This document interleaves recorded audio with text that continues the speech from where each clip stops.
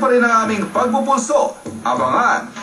Girl Power on the Rise sa 21st Century. Ngayong 21st century, kumpirmadong may bubuga ang mga kabaro ni Eva. Behind every successful man is a more successful woman.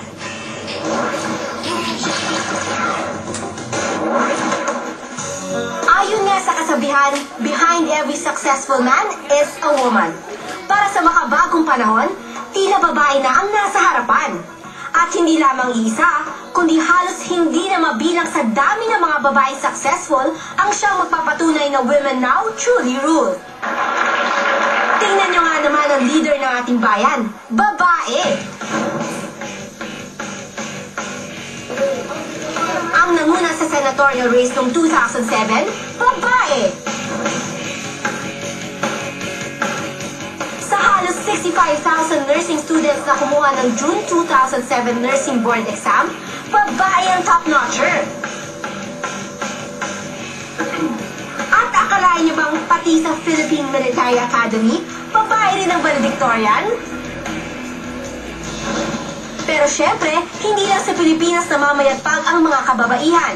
Si Hillary Clinton ang top contender sa 2008 American presidential race.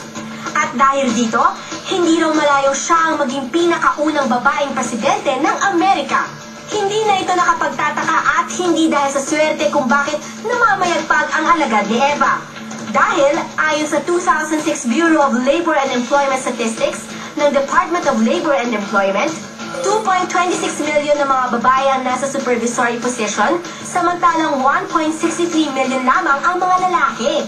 Magandang isipin na karamihan talaga sa ating mga kababayan, palagay ko nakatulong din yung double standard at yung unfair treatment na kinaharap nila. Sapagkat mula dito sa mga unfair treatments na to, they needed to stand on their toes.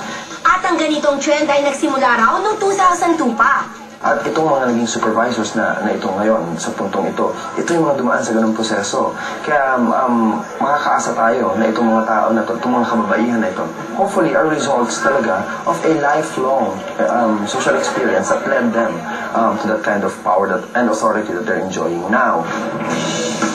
Ayon sa artikulo ng Philippine Center for Investigative Journalism o PCIJ, malaki raw ang epekto ng pagpapalaki ng mga magulang. Sa ating kultura, kahit sa murang edad, mas mabigat raw kasi ang responsibilidad na ibinibigay sa mga anak na babae kaysa sa mga anak na lalaki. Isang patunay dito si Dr. Christine Vicencio. Mataas ang kanyang posisyon sa isang counseling office. Panganay siya sa kanilang tatlong magkakapatid. I think the natural thing to happen to be an eldest child in the family is to be given most of the responsibilities by your parents.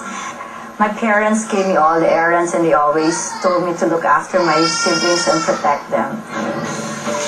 Si Charlene Sia naman, maliban sa mga responsibilidad, mas nakatulong daw sa kanya ang pang-aasal sa kanya noon ng tatlo niyang mga kapatid dahil babae siya.